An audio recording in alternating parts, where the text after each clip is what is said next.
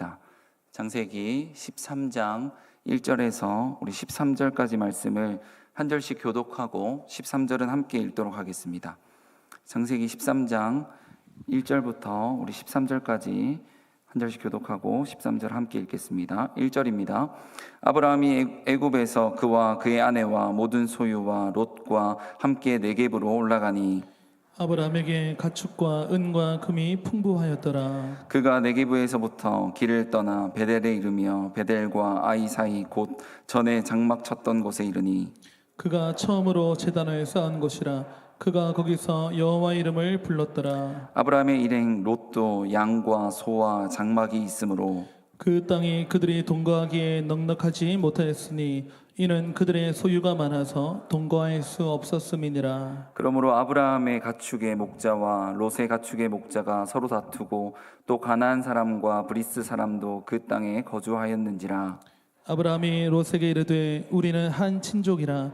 나나 너나 내 목자나 내 목자나 서로 다투게 하지 말자. 내 앞에 온 땅이 있지 아니하냐. 나를 떠나가라. 내가 좌하면 나는 우하고 내가 우하면 나는 좌하리라. 이에 롯이 눈을 들어 요단 지역을 바라본즉 소알까지 온 땅에 물이 넉넉하니 여호와께서 소돔과 고모라를 멸하시기 전이었으므로 여호와의 동산 같고 애굽 땅과 같았더라. 그러므로 롯이 요단 온 지역을 택하고 동으로 옮기니 그들이 서로 떠난지라. 아브라함은 가나안 땅에 거주하였고 롯은 그 지역의 도시들에 머무르며 그 장막을 옮겨 소돔까지 이르렀더라. 소돔 사람은 여호와 앞에 악하며 큰 죄인이었더라. 아멘. 오늘 본문의 말씀을 통해서 삶의 방향성이라는 제목으로 함께 은혜를 나누도록 하겠습니다. 우리는 어디로 가야 할지 알려주는 도구 중에 지도와 나침반이 있음을 알 수가 있는데, 지도의 역할들은 내가 어디에 있는지 또 어디로 가야 하는지 방향을 알려주는 도구입니다. 지도는 여기서 저기로 가는 길을 한 곳이 아닌 여러 가지 갈래로 알려주기도 하고, 내가 식당을 가고 싶으면 식당이 어디 있는지 안내해 주기도 하고, 또 내가 병원을 가야 한다고 하면 병원의 위치를 알려주기도 합니다.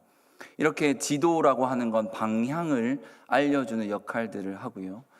반대로 나침반을 한번 생각해 보면요, 나침반 역시도 내가 어디를 향해야 할지를 알려주는 도구입니다. 그러나 지도와는 조금 다릅니다. 나침반은 항상 한 곳을 가르칩니다. 어디를 가르칩니까? 가르치고 있냐면 이 북쪽을 향해서 가르치고 있죠. 그래서 우리가 어느 방향을 가야 하는지를, 우리가 병원에 가야 한다, 혹은 교회에 가야 한다, 식당에 가야 한다를 알려주는 것이 아니라 그 목적지가 어디에 있는지를 알려주는 것을 말하고 있습니다. 그래서 이 방향이라고 하는 것을 말할 때는 지도를, 방향성이라는 것을 말할 때는 나침반을 이야기할 수 있는데, 오늘 제가 설교 제목을 삶의 방향이라고 하지 않고 삶의 방향성이라고 정한 이유가 바로 여기에 있습니다. 방향성이라고 하는 것은 그 목적지에 도달하기까지 어떻게 가야 하는지, 왜 가야 하는지, 또 무엇으로 가야 하는지를 알려줍니다. 삶의 방향성이 우리는 어디를 향해 있어야 합니까?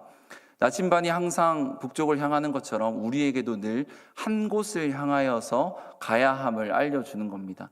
오늘 본문은 그것을 잘 설명하고 또 우리의 방향성이 어디를 향해야 하는지를 잘 알려주고 있습니다. 인생은 선택의 연속이라고 이야기합니다. 많은 작고 큰 선택으로 우리의 지금의 삶이 놓여 있다라고까지 이야기합니다. 지금 이 자리에 있는 것 역시도 우리의 선택으로 인한 것일 수도 있습니다. 그런데 우리는 질문해야 됩니다. 내가 왜 이런 선택을 했는가? 나의 선택으로 인하여 여러분 결혼하고 또 직장을 선택해서 이곳에 오신 분들도 계실 것입니다. 작은 선택으로 인하여 직장이 선택되고 혹은 바뀌고 지역이 바뀌고 또 어떤 경우에 나라가 바뀌기도 하고 주변 이웃 사람들이 바뀌고 또 어떤 경우는 작은 큰 선택으로 인하여 인생이 바뀌기도 한다는 것을 우리는 알 수가 있습니다. 오늘 본문에 나타나는 이 롯도 그리고 아브라함도 마찬가지였습니다. 그들의 선택으로 인하여 그들의 방향성이 어땠는지를 살펴보면서 그들의 인생이 얼마나 바뀌었는가, 또 우리는 어떤 방향성을 가지고 살아야 하는가, 세 가지로 한번 살펴보고자 합니다. 첫 번째로는 우리는 언제나 하나님을 위한 선택을 해야 한다라는 건데요. 한번 함께 읽어볼까요? 우리는 시작. 우리는 언제나 하나님을 위한 선택을 해야 합니다. 수많은 선택들이 있습니다. 그 중에 먼저는 예배를 선택하는 것이 우리의 삶의 방향성이 되어야 한다는 겁니다. 작고 큰 선택들이 있다 했습니다. 그 선택 가운데 가장 중요한 선택은 우리가 선택의 기로에 놓여 있을 때 항상 예배의 자리에 있는 것을 선택해야 한다라는 겁니다. 좀 더 확장해서는 우리의 모든 일상이 예배가 되어야 한다라는 겁니다. 오늘 본문에 나타나는 이 아브라함 이야기를 우리가 잠깐 나누면, 아브라함은 75세에 하나님의 부르심을 받습니다. 75세에 하나님의 부르심을 받고 아버지와 친척과 고향을 떠나서 이 가나안 땅으로 가게 됩니다. 그리고 아내와 조카 롯과 많은 사람들과 소유물을 가지고 가나안 땅으로 가게 됩니다. 그렇게 가게 될 때 하나님께서 분명하게 약속하신 바 12장 3절 4절 5절을 보면, 너로 인하여 큰 민족을 이루겠고 내가 너에게 복을 주겠다, 그리고 너의 이름을 창대하게 하리라 라고 하는 약속의 말씀을 붙들고 이제 모험을 떠나죠. 믿음의 여정을 떠나게 됩니다. 그런데 오늘 본문의 1절에서 나타난 것처럼 이 애굽이라고 하는 곳에 머무르게 됩니다. 가나안 땅으로 갔는데 가나안 땅에서 이제 12장 10절에 보면 애굽이라고 하는 곳으로 거류하게 되었다라고 기록을 하고 있습니다. 왜 12장 10절에서 애굽에 거류하게 되었냐면, 가나안 땅에 갔더니 가나안 땅이 기근이 들어서 이 애굽이라는 동네로 가서 매우 부유하게 혹은 충만하게 살려고 갔던 것 같습니다. 그런데 여기서 중요한 것은 하나님을 선택했던 아브람이었습니다. 하나님께서 가라 했더니 조건도 따지지 않고 갔던 아브라함이었습니다. 하나님을 선택했고 하나님께 예배했던 아브라함이었습니다. 아브라함은 가나안 땅에 들어서자마자 12장 7절 8절의 말씀을 보면 예배를 드립니다. 하나님께 감사하는 마음으로 제단을 쌓고 예배를 드립니다. 그런데 이 애굽이라는 곳에 가면 예배를 드렸던, 예배를 선택했던, 하나님을 선택했던 이 아브라함은 도저히 불신앙적인 모습과 또 부끄러운 모습을 행하게 됩니다. 어떤 모습입니까? 자기가 죽을까 봐 아내인 사라를 누이라고 속이는 일입니다. 자기의 유익과 자기의 이익과 두려움 앞에서 하나님을 위한 선택보다는 자신을 위한 선택을 하게 되는 겁니다. 두려움이 그의 삶의 나침반을 흔들어 버린 겁니다. 그래서 하나님을 향해야 하는 그 나침반이 자칫 잘못된 방향으로 흘러가게 되는 겁니다. 그런데 여러분, 하나님을 선택하지 않았던 이 아브라함에게 하나님은 어떻게 반응하셨겠습니까? 하나님을 한 번 선택하지 않았다는 이유로 아브라함을 죽이셨겠습니까? 심판하고 멸하였겠습니까? 그렇지 않습니다. 12장 17절의 말씀을 보면 이렇게 기록합니다. 여호와께서 아브라함의 아내 사레의 일로 바로와 그 집에 큰 재앙을 내리신지라 라고 기록합니다. 여기서 주어가 여호와께서이죠. 사실 하나님을 선택하지 않았던 아브라함에게 큰 재앙이 임해야 되는 것처럼 여겨집니다. 왜 하나님을 선택하지 않고 아내를 누이라고 고백했는가? 그러면 오히려 아브라함이 더 욕을 먹고 재앙을 받아야 하는 거 아닌가라는 생각이 듭니다. 하지만 하나님께서, 이 여호와께서 그 아브라함의 아내를 취했던 바로와 그의 집에 큰 재앙을 내리는 것입니다. 이것을 통해서 알 수 있는 것은 무엇입니까? 하나님을 선택하는 것, 하나님을 바라보는 것, 그것이 우리에게 가장 큰 우선순위고 먼저 해야 할 것 중에 하나인데, 하나님은 한 번 실수한 것으로 우리를 멸하거나 재앙 내리시지 않으신다는 겁니다. 한 번 더 기회를 주시고 한 번 더 다시금 돌아올 수 있도록 기회를 주실 뿐만 아니라 은혜를 주시는 분이 바로 하나님이라는 겁니다. 그래서 아브라함에게 있어서 이 애굽은 사실 뼈아픈 장소이기도 하고 기억하기 싫은 동네였을 수 있습니다. 그러나 동시에 하나님께서 기회를 주시고 은혜를 주신 곳이라고 할 수 있습니다. 그러고 나서 오늘 본문인 23장 3절과 4절의 말씀을 보십시오. 이 애굽이라고 하는 동네에서 이제 다시금 가나안으로 넘어가게 됩니다. 뼈아픈 실수를 경험한 이후에 아브라함이 다시금 자신이 하나님께서 부르셨던 그곳인 가나안 땅으로 가게 됩니다.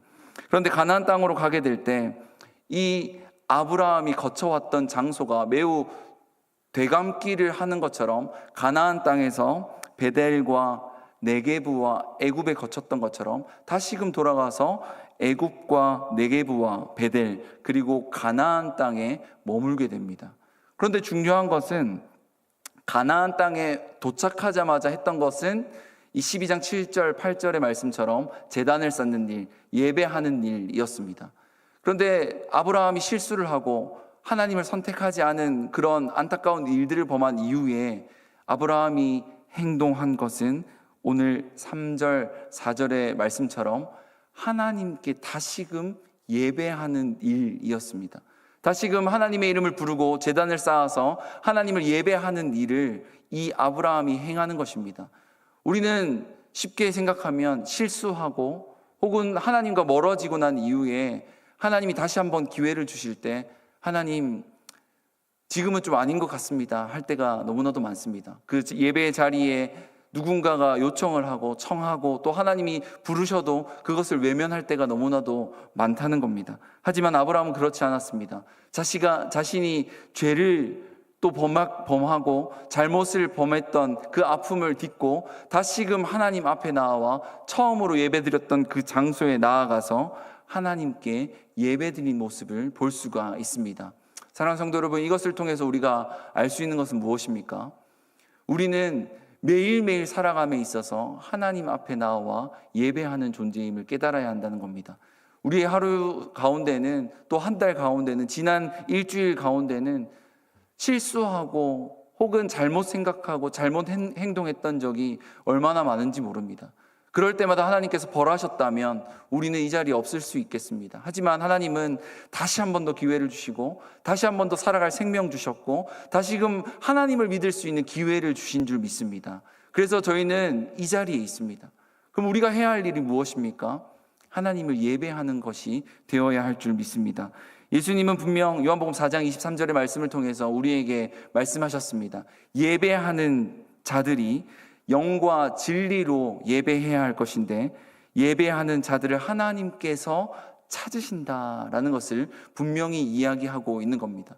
그래서 우리는 아브라함은 그 가나안 땅에 가서 예배했지만 우리는 이 자리가 아니더라도 우리가 있는 모든 곳에서 예배할 수 있습니다. 왜 예배할 수 있습니까? 예수 그리스도께서 단번에 죽으심으로 이제 짐승을 죽이지 않아도 우리는 모든 곳에서 어디든지 무엇을 하든지 예배를 드릴 수 있다는 것입니다. 그래서 우리는 우리의 삶이 먼저 예배의 삶이 되어야 되고 우리의 선택이 우리의 방향성이 하나님이 되어야 한다는 것을 늘 기억해야 할 것입니다.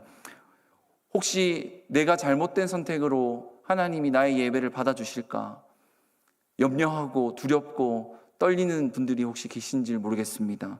그럴 때마다 우리는 기억해야 됩니다. 하나님은 오늘도 우리를 부르시고 다시금 기회를 주셔서 회복시키기를 원하신다는 겁니다.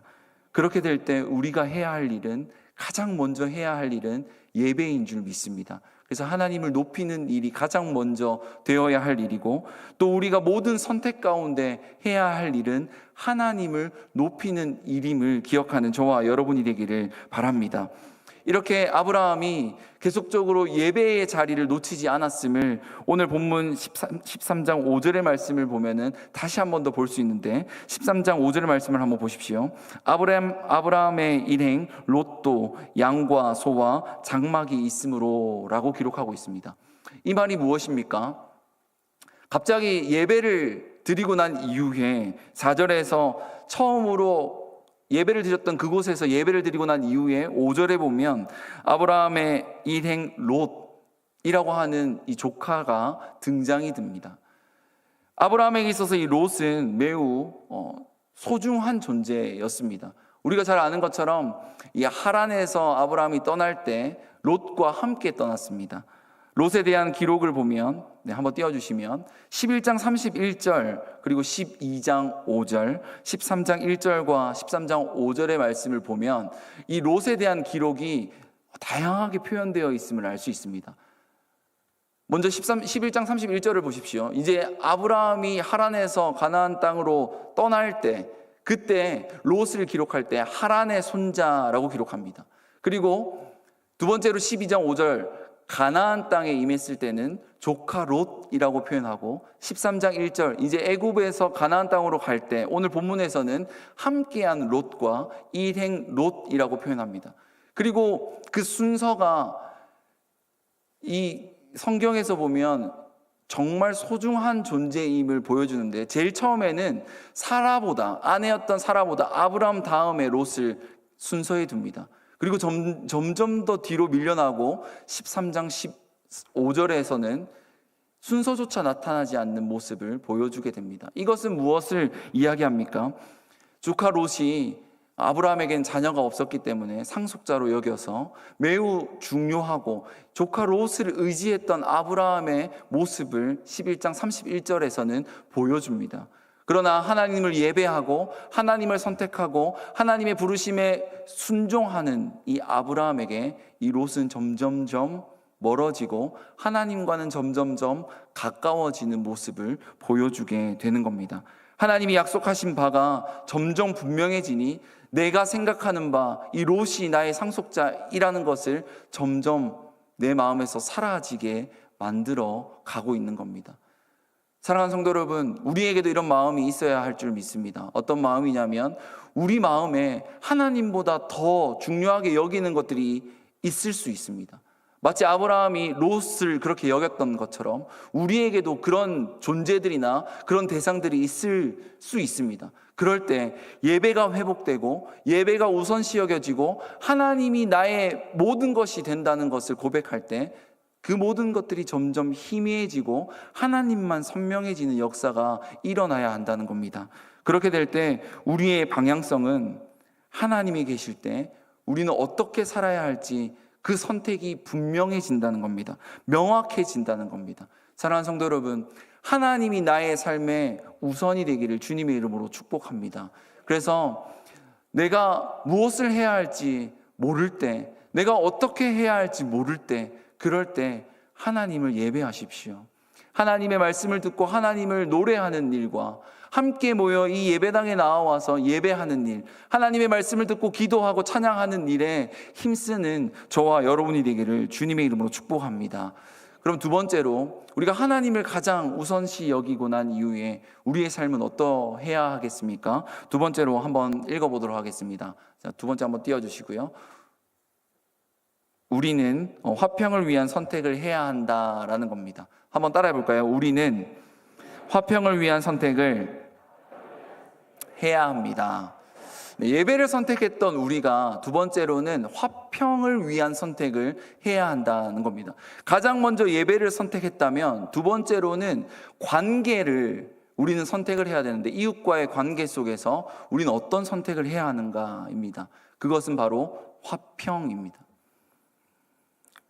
아브라함과 롯의 결정이 선택이 매우 다릅니다. 그리고 화평케 하는가 다투는가 이것은 서로 다양한 결말로 이루어지게 됩니다. 13장 7절의 말씀을 한번 보십시오. 그러므로 아브라함의 가축의 목자와 롯의 가축의 목자가 서로 다투고 또 가나안 사람과 브리스 사람도 그 땅에 거주하였는지라 라고 기록합니다.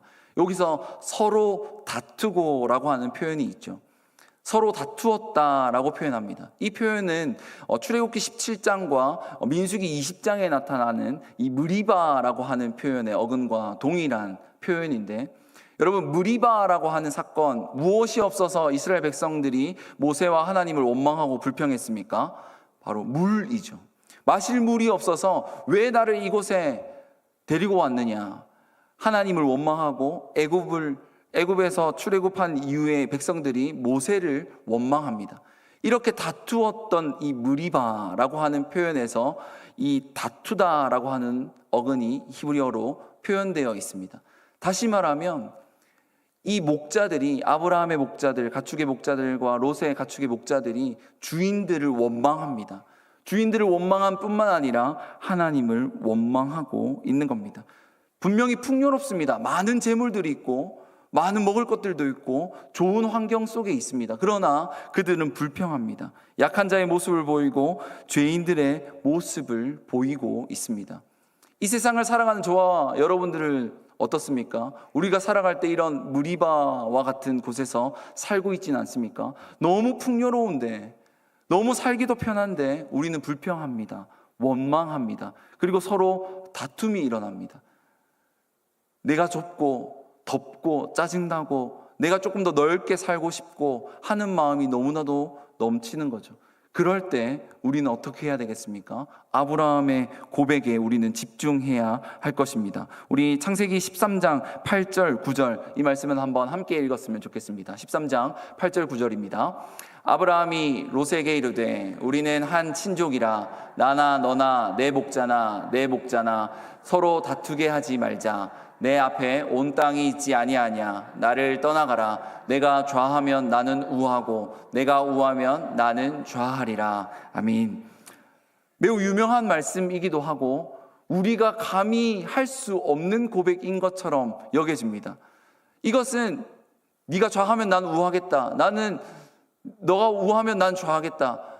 그냥 네가 오른쪽에 앉으면 나는 네가 시원한 쪽에 앉으면 나는 더운 쪽에 앉겠다. 이런 정도가 아닙니다, 여러분. 우리의 삶에 너는 정말 호화로운 큰 집에서 살고 나는 단칸방에서 살겠다. 이렇게 만약에 생각한다면 여러분 어떤 것을 선택하시겠습니까? 아브라함은 자신의 모든 것을 내려놓고 롯에게 네가 원한다면 너의 모든 것을 선택하라. 그리고 남은 것을 선택하겠다라고 이야기합니다. 아브라함이 위대해서 완벽한 인격을 가진 사람이라서 이런 고백을 할 수 있는 겁니까? 아브라함이 정말 믿음의 조상이기 때문에 정말 탁월해서 이런 고백을 할 수 있는 것입니까? 아브라함의 인격에서 이런 고백이 나온 것은 결코 아닐 것입니다. 이 고백은 어떻게 나온 것이냐면 하나님과의 관계 속에서 나왔다는 것을 우리는 기억해야 할 것입니다. 창세기 12장 8절과 13장 4절 동일하게 이야기하는 것이 무엇입니까? 바로 하나님을 예배했던 아브라함을 이야기합니다. 이렇게 너는 우하면 내가 좌하고 네가 좌하면 나는 우하겠다라고 하는 고백은 아브라함의 인격이 대단해서 아브라함의 성품이 위대해서가 아닙니다. 하나님을 예배하기 때문에 예배하는 자들이 하나님을 믿는 자들이 선택한 것이 바로 화평이다라는 것을 본문은 이야기하고 있는 겁니다. 그렇다면 우리는 어떻습니까? 하나님을 예배하고 있다면 우리 역시도 이렇게 화평케 하는 자인가라는 질문을 해야 한다는 것입니다. 우리는 예배하는 존재로 또 하나님을 높이는 존재로 산다면 화평을 이루는 존재가 되어야 합니다. 단순히 인격이 좋은 그런 화평한 사람이 아닙니다. 예수님을 닮아서 우리는 화평한 존재가 되어야 한다라는 거죠. 에베소서 2장 14절에 보면 주님은 우리의 화평이다라고 이야기합니다. 이방인과 유대인들의 그 원수지간에서 하나 되게 하셔서 화평을 이루신 그 주님 때문에 우리는 화평을 이루어야 한다는 겁니다. 그리고 주님으로 인하여 우리는 화평케 하는 자로서 살아갈 수 있다라는 것을 기억해야 됩니다. 어떤 착한 사람이 있습니다. 하나님을 믿지 않는 자들이 착해서 화평을 이루는 것, 그것은 성경이 말하는 화평이 아니라는 겁니다. 하나님이 말씀하시는 그 화평은 하나님 나라 백성답게 살고 하나님의 아들로서 사는 것이 바로 화평이라는 겁니다. 그래서 예수님은 마태복음 5장 9절에서 이렇게 이야기합니다. 화평하게 하는 자는 복이 있나니 그들이 하나님의 아들이라 일컬음을 받을 것이미요 라고 말합니다. 달리 말하면 무엇이냐면 하나님의 자녀는 화평케 하는 자이다 라는 겁니다. 우리의 삶을 한번 되돌아보았으면 좋겠습니다. 여러분이 있는 공동체에서 화평하게 하는 자입니까? 아니면 다툼을 일으키는 자입니까? 우리는 어디를 가든지 저 사람 때문에 나는 저 사람 때문에 이곳에 가기 싫어 하는 평가를 받는 사람이 결코 되어서는 안 될 것입니다. 하나님께 인정받을 뿐만 아니라 사람들에게 정말 칭찬받는 그런 존재가 되어야 할 줄 믿습니다. 그래서 우리의 존재는 하나님이 우리의 사명은 피스메이커로 화평케 하는 자로 불렀다는 것을 기억하시길 바랍니다. 그래서 우리는 늘 절제할 것은 절제해야 됩니다. 버려야 할 것은 버려야 하고 기다려 주어야 할 것은 기다려 주어야 합니다. 나의 감정대로 내가 원하는 대로 흘러가지 않았다라고 해서 발끈하고 욱해서는 안 된다라는 것입니다. 그래서 늘 하나님께서 화평케 하셨기 때문에 나도 화평케 해야 한다는 그 사명감을 가지고 우리의 방향성이 화평케 하는 존재임을 깨닫는 저와 여러분이 되기를 주님의 이름으로 축복합니다. 마지막 세 번째입니다. 세 번째는 우리는 영원한 것을 위한 선택을 해야 한다라는 건데요. 한번 함께 읽어볼까요? 시작. 우리는 영원한 것을 위한 선택을 해야 합니다. 우리는 이 믿음의 선택을 매일매일 해야 된다는 겁니다. 첫 번째와 매우 유사해 보입니다. 우리는 언제나 하나님을 선택하는 것, 예배하는 것, 그것과 영원한 것을 선택하는 것 조금 같아 보일 수도 있습니다. 하지만 영원한 것을 선택하는 것은 눈앞에 보이는 것을 선택하지 않는다는 겁니다. 계산적으로 사는 것도 아니고 다른 것을 의지하는 것도 아닙니다. 하나님, 영원하신 그 하나님의 말씀을 붙들고 사는 것이고 보이지 않는 그 하나님을 의지하면서 살라라는 것을 이야기하는 것입니다. 명확한 목표와 명확한 방향성 없이는 정말 우리는 하루하루 열심히 사는 사람, 그리고 방향 없이 열심히만 살고 내가 무엇을 위해서 사는지 모르는 사람과 같습니다. 결승점이 어디인지도 모르면서 그냥 빨리 뛰는 사람과 같다는 겁니다. 그래서 우리는 영원하지 않을 것에 목매달릴 필요가 없습니다. 영원한 것에 더욱더 의지하고 나의 모든 것을 걸고 살아야 한다라는 것입니다. 그런데 롯과 아브라함의 선택을 보십시오. 롯은 매우 영원하지 않을 것을 선택하는 것처럼 보입니다. 13장 10절과 11절의 말씀을 한번 보십시오. 이에 롯이 눈을 들어 요단 지역을 바라본즉 소알까지 온 땅에 물이 넉넉하니 여호와께서 소돔과 고모라를 멸하시기 전이었으므로 여호와의 동산 같고 애굽 땅과 같았더라. 그러므로 롯이 요단 온 지역을 택하고 동으로 옮기니 그들이 서로 떠난지라 라고 말합니다. 롯의 선택은 요단 지역을 바라봅니다. 소돔과 고모라 지역을 바라보고 또 여호와의 동산 같고 애굽 땅과 같았다, 좋았다는 겁니다. 보기에 좋아서 롯은 그것을 선택하고 떠납니다. 그리고 11절의 마지막을 보면 그러므로 동으로 옮기고 그들이 서로 떠난지라. 먼저 선택한 것에 대해서 삼촌 아브라함에게 먼저 선택하시지요. 혹은 제가 먼저 선택해도 되겠습니까? 미안함 결코 없습니다. 양보할 생각도 없습니다. 좋은 곳을 보았으면 그곳에 함께 아브라함과 갈 마음도 없습니다. 나만 좋으면 된다는 식으로 선택합니다. 우리의 선택은 롯의 선택과 매우 닮아 있진 않은지 되돌아보아야 합니다. 내가 맡은 부서, 내가 있는 곳, 내가 맡은 공동체만 잘 되고 다른 것은 잘 안 돼도 거기서는 알아서 하겠지 하는 마음은 우리에게 없는지 살펴보아야 한다라는 겁니다. 우리는 늘 공동체를 생각해야 된다는 거죠. 하지만 아브라함은 그렇지 않았습니다. 10절과 11절의 말씀을 보면 이 롯의 선택은 마치 아담과 하와가 보암직도 하고 먹음직도 한 그 유혹에 넘어가서 죄를 범한 것을 알 수 있도록 독자들에게 표현한 것처럼 보입니다. 그리고 가인도 그렇고 바벨탑을 쌓으려고 했던 죄를 지었던 사람도 그렇고 그들은 다 동쪽으로 쫓겨나고 이동합니다. 그리고 오늘 본문이었던 말씀도 동쪽으로 이동했다라고 11절은 기록하고 있습니다. 이 말은 무엇입니까? 나를 위한 결정, 영원한 것이 아니라 영원하지 않은 것을 위한 결정은 끝에는 결국 좋지 않은 결말을 맺게 된다라는 것을 이야기하는 것입니다. 우리가 잘 아는 것처럼 소돔과 고모라는 결국 멸망에 이르게 됩니다. 심판받는 동네로 세워지게 되는 것입니다. 그래서 우리는 영원한 것을 선택하는 삶을 살아야 한다는 것입니다. 일시적인 것을 선택하는 것은 우리의 삶에서 버려야 하고 멈춰야 하는 것이라는 것을 이야기하고 있습니다. 그리고 롯의 선택 이후에 하나님께서는 의도적으로 아브라함의 선택이 어땠는지 알려주고 있습니다. 창세기 13장 14절에서 17절까지 말씀을 보면 이제 롯이 떠납니다. 아브라함을 떠난 후에 아브라함이 하나님께 이야기하지 않습니다. 아브라함에게 하나님께서 말씀하십니다. 말씀하실 때 가나안 땅을 모두 보여줍니다. 그리고 15절부터 17절까지의 말씀을 보면 이 모든 가나안 땅의 모습을 보여주고 난 다음에 내가 너에게 복을 주겠다. 다시금 12장에서 너를 불렀던 그 모습을 떠올려 보아라. 내가 너를 큰 민족으로 이루겠고 너의 이름을 창대하고 너에게 복을 주겠다 하지 않았느냐. 내가 다시금 너에게 그 약속의 말씀을 이루어 주겠다라는 말씀을 하나님께서 이야기하고 계신다라는 겁니다.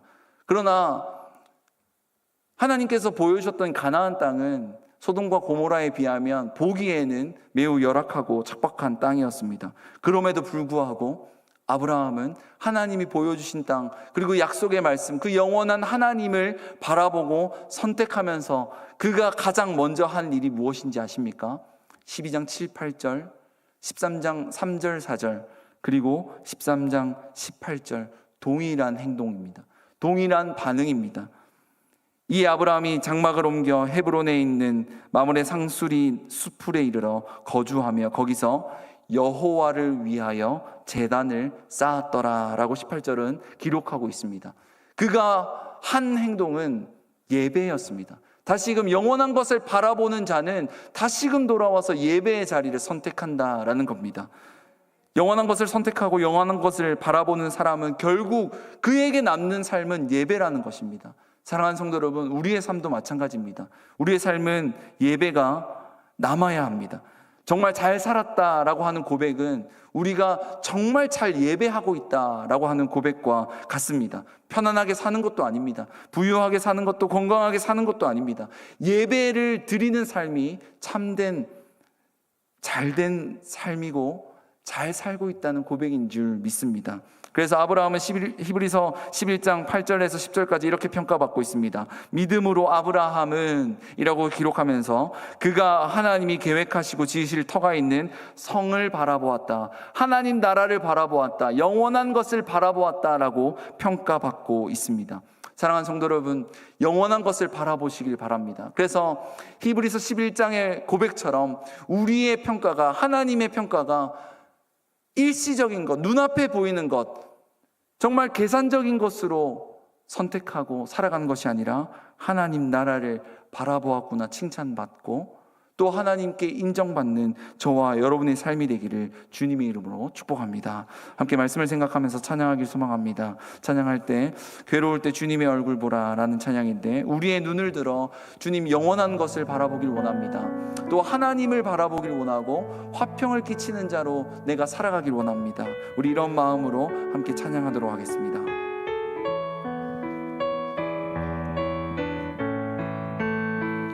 괴로울 때 주님의 얼굴 보라 평화의 주님 바라보아라 세상에서 시달린 친구들아 위로의 주님 바라보아라 눈을 들어 주를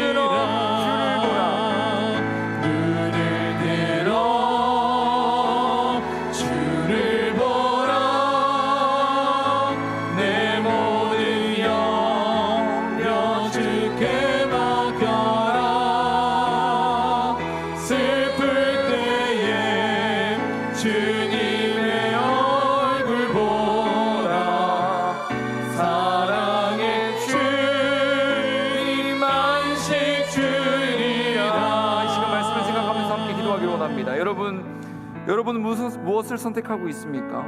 어떤 상황 속에서도 하나님을 예배하는, 하나님을 위한 선택을 하는 삶을 살게 해달라고 기도하기를 원합니다. 또 나를 통하여서 평안이 넘치고, 나를 통하여서 주님 내가 있는 모든 곳이 화평이 이루어질 수 있는 은혜를 허락해달라고 기도하길 소망합니다.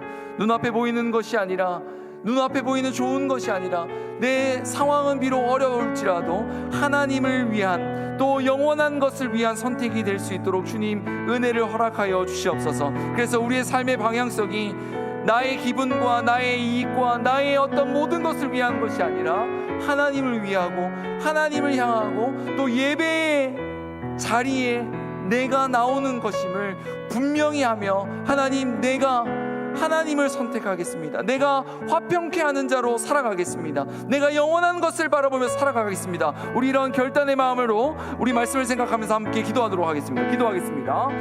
돌아가신 하나님 감사합니다. 하나님께서 은혜를 주셔서 하나님이 저녁에 하나님 앞에 나와 또 기도케 하시니 참으로 감사를 드립니다. 하나님, 저희들에게 하나님의 은혜를 허락하여 주셔서, 믿음을 주셔서 주님을 바라볼 수 있는 놀라운 은혜를 허락하여 주시옵소서. 특별히 하나님을 바라보고 하나님을 선택할 수 있는 믿음의 역사가 일어날 수 있도록 주님 도와주시옵소서. 하나님, 내가 무엇을 선택하고 있습니까? 내가 무엇을 선택하고 무엇을 바라보고 있습니까? 하나님을 선택하게 하여 주시옵소서. 하나님을 바라보게 하여 주시옵소서. 내가 선택하는 모든 일이 나의 유익을 위한 것이 아님을, 하나님을 위한 것임을 저희들이 고백하며 나아갈 수 있도록 주님께서 인도하여 주시옵소서. 그리고 하나님, 내가 선택하는 모든 일이 하나님 다투고 분쟁하고 하나님 위험한 일이 아니라 내가 선택하는 모든 일이 화평을 이룰 수 있는 일들이 될 수 있도록 인도하여 주옵소서. 내가 속한 공동체가, 내가 머무는 그 자리가 하나님 일어났을 때 화평이 일어나고 평안이 넘치고 기쁨이 넘칠 수 있도록 주님 인도하여 주시옵소서. 그래서 나의 일상을 통하여서 하나님 영광 받아주시고, 나의 일상을 통해서 하나님께서 홀로 높임 받아주셔서 우리의 삶이 하나님을 높이며 살아갈 수 있는 삶이 될 수 있도록 인도하여 주옵소서. 하지만 하나님, 우리는 연약하여 아브라함처럼 애굽에서처럼 하나님 실수하고 넘어지고 하나님 죄를 범할 때가 너무나 많습니다. 그럴 때마다 하나님 예배의 자리를 피하고 예배의 자리를 떠나는 것이 아니라 예배의 자리를 다시금 머물고 예배가 회복되어져서 하나님께서 주시는 은혜로 말미암아 영원한 것을 바라보고 하나님 나라를 바라보며 하나님께 칭찬받을 수 있는 하나님 저희들의 삶이 될 수 있도록 주님께서 역사하여 주시옵소서. 하나님, 우리의 삶을 주님께서 주장하여 주시되 하나님 30대, 60대, 100대의 복을 허락하여 주셔서 하나님께서 주시는 그 은혜로 하루하루를 살아갈 수 있도록 하나님께만 영광 돌리며 살아갈 수 있도록 주님께서 역사하여 주시옵소서. 하나님께서 주시는 놀라운 하나님 그 말씀에 귀 기울임이 하나님 저희들이 넘쳐를 수 있도록 도와주시옵소서. 주님께서 함께 해주시겠습니다. 우리 한 가지 더 함께 기도하기를 원합니다. 교회를 위해서 함께 기도하도록 하겠습니다. 120년 동안 우리를 인도하신 그 주님께서 앞으로 더욱더 일하여 주셔서 풍성한 은혜를 허락해달라고 우리 교회를 위해서 기도해 주십시오. 하나님이 주신, 이전에 주셨던 그 은혜보다 더 큰 은혜를 허락하여 주시옵소서. 더 큰 사랑을 주시고 더 큰 하나님의 놀라운 일들을 경험하여 간증하는 일들이 차고 넘칠 수 있도록 주님 저희 교회를 사용하여 주시옵소서. 위에서 기도해 주시고, 특별히 계속적으로 대신방이 진행되고 있습니다. 하나님, 모든 신방 절차 위에 또 과정 위에 하나님 시간 위에 하나님께서 함께 하셔서 말씀을 주시고 위로하여 주시고 새 힘을 주셔서 다시금 저희 교회가 가정이 살아날 수 있는 놀라운 은혜를 허락해달라고 담임 목사를 위해서 기도해 주십시오. 또한 우리 교회가 행복한 교회가 되길 위해서 주님 예배와 전도와 교육과 교제와 봉사가 원활히 일어날 수 있도록 활발하게 일어나서 하나님께만 영광이 될 수 있는 행복한 교회로 세워질 수 있도록 주님 도와달라고 우리 교회를 위하여 이 시간 주의 이름 부르고 합심해서 기도하도록 하겠습니다. 기도하겠습니다. 주여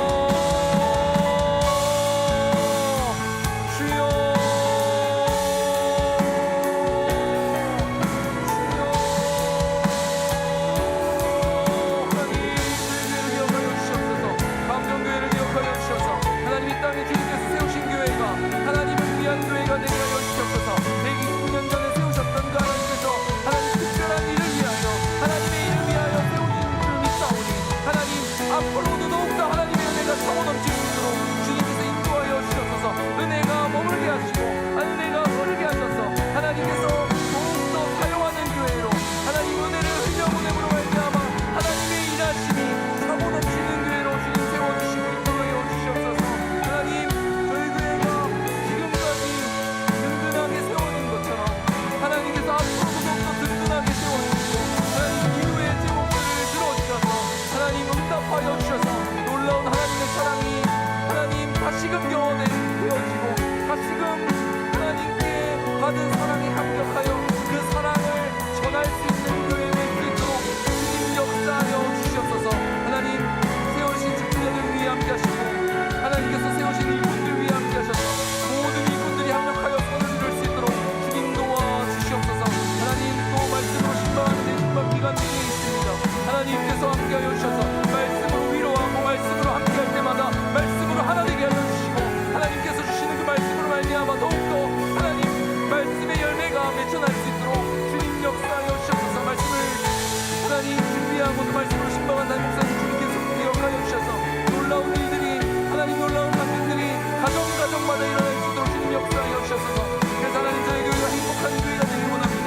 예배의 중심인 교회 하나님 복음을 전하는 교회 그리고 하나님 교회가 더욱더 하나님 은혜로운 교회가 되게 하시고 하나님 풍성한 교대와 하나님 봉사와 섬김으로 가득한 교회가 되게 하여 주셔서 하나님 저희 교회가 행복한 교회로 세워질 수 있도록 주님 역사하여 주셔서 주께서 함께하여 주셔서 하나님 감정교회를 세우신 이유를 분명하게 알고 하나님께서 세우신 그 이유와 목적대로 흘러갈 수 있도록 주님 역사하여 주셔서 주께서 함께하여 주실 줄 믿사오니 하나님 저희 교회를 사용하여 주시옵소서. 하나님께서 사용하여 주실 줄 믿사오니 주님 은혜를 허락하여 주시옵소서. 이 시간 한 번 더 함께 기도하길 원합니다. 함께 기도할 때에 다음 세대들과 가정을 위해서 함께 기도하겠습니다. 이제 6월까지 120주년 모든 일정들 행사들을 지난 주일에 은혜롭게 마치고 이제 교육부서의 여름 성경학교와 수련회로 우리 교사들과 또 교육자들이 함께 힘쓰고 기도 중에 준비하고 있습니다. 하나님 이 여름에 여름 성경학교와 수련회를 준비하는 가운데 먼저 교사들에게 교육자들에게 은혜를 허락하여 주시옵소서. 또한 하나님 준비하는 모든 교회와 교육자와 교사들뿐만 아니라 참여하는 우리 아이들이 하나님을 만나게 하시고 복음의 능력을 경험하게 하여 주시옵소서. 그러기 위해서 하나님 가정마다 우리 아이들이 모두 다 참여하게 하여 주시고 참여함으로 말미암아 하나님의 놀라운 은혜를 경험할 수 있도록 주님 도와주시옵소서. 그래서 다음 세대가 믿음으로 바로 서는 교회 되게 하시고 다음 세대가 하나님 앞에 나와 예배하는 일 교회로 나오는 일이 기뻐하는 교회 될 수 있도록 주님 도와주시옵소서. 가정마다 기도하는 모든 제목들 주님께서 기억하여 주셔서 믿음의 가정이 세워질 수 있는 놀라운 은혜를 허락해달라고 이 시간 교육부서들과 다음 세대들과 우리 가정을 위해서 특별히 여름 사역을 위해서 우리 주의 이름 부르고 합심해서 기도하도록 하겠습니다. 기도하겠습니다. 주여 은혜를 더하여 주시옵소서. 주여 은혜를 더하여 주시옵소서. 주여 은혜를 베풀어 주시옵소서. 하나님 아버지 우리들에게 맡기신 아이들이 있습니다. 하나님의 아이들을 주님께서 기억하여 주셔서 이 아이들이 하나님 이름으로 전환할 수 있도록 주님 도와주시옵소서. 이 아이들이 예수님 만나야 됩니다. 이 아이들이 어릴 때부터 하나님 조금이라도 너의 뜻있게 주님 만나서 변화될 수 있도록 주여 도와주시옵소서. 주님 그래서 복음의 능력을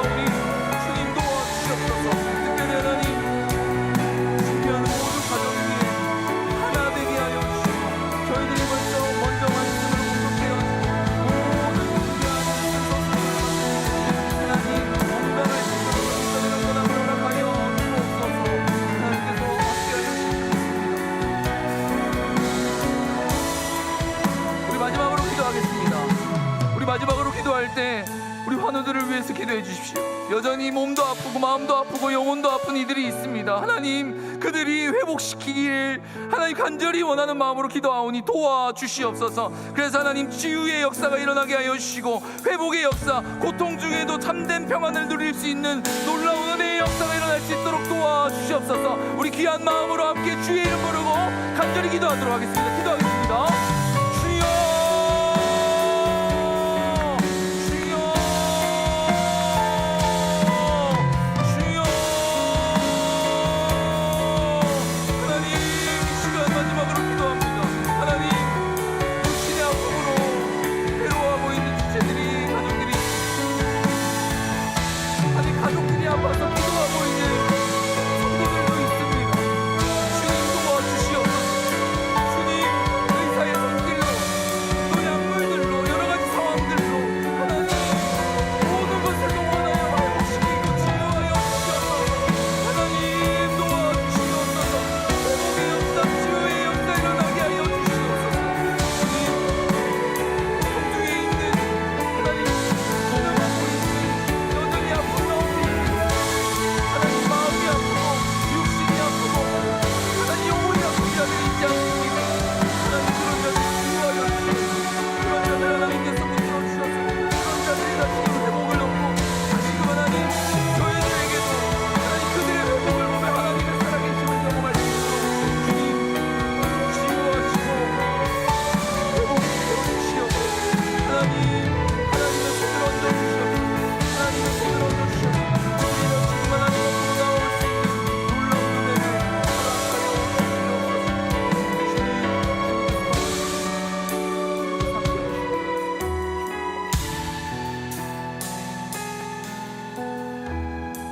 살아계신 하나님 아버지, 감사합니다. 하나님께서 주신 그 은혜를 저희들이 기억하며 살아가기를 간절히 소망합니다. 하나님, 우리의 삶에 수많은 선택들이 있습니다. 무엇을 해야 할지, 어떤 길로 나아가야 될지 하나님 갈팡질팡하는 경우가 너무나도 많습니다. 그럴 때마다 하나님을 선택하고 예배를 선택하고 삶이 예배가 될 수 있는 놀라운 은혜를 허락하여 주시옵소서. 그래서 내가 있는 곳마다 화평이 일어나고 평안이 일어나고 주님을 닮아서 정말 하나님이 주시는 평안함이 우리가 일어선 그 자리에 머물 수 있도록 주님께서 역사하여 주시옵소서. 하나님, 일시적인 것, 눈앞에 보이는 것이 아니라 하나님을 바라보고 영원한 것을 바라보는 우리의 삶이 될 수 있도록 인도하여 주시옵소서. 하나님, 오늘 함께 기도했던 모든 기도의 제목들 들어주시고 특별히 교회를 위하여, 다음 세대를 위하여, 가정을 위하여, 환우들을 위하여 기도했습니다. 이 모든 기도 땅에 떨어지지 않고 하늘의 귀한 상급으로 채워주시고 열매 맺게 하여 주시옵소서. 하나님, 오늘 이 밤에도 평안케 하여 주시고 하나님이 주시는 그 은혜가 머물 뿐만 아니라 흐르고 흘러서 우리 가족들에게, 또 직장의 식구들에게, 또 함께하는 이웃들에게 흐를 수 있도록 주님 함께하여 주시옵소서. 감사를 드리며 이 모든 말씀 살아계신 예수님의 이름으로 기도드립니다. 아멘. 이 시간에는 주님께서 가르쳐 주신 기도로 마치도록 하겠습니다. 하늘에 계신 우리 아버지여, 이름이 거룩히 여김을 받으시오며 나라가 임하시오며 뜻이 하늘에서 이루어진 것 같이 땅에서도 이루어지이다. 오늘 우리에게 일용할 양식을 주시옵고 우리가 우리에게 죄 지은 자를 사하여 준 것 같이 우리 죄를 사하여 주시옵고 우리를 시험에 들게 하지 마시옵고 다만 악에서 구하시옵소서. 나라와 권세와 영광이 아버지께 영원히 있사옵나이다. 아멘.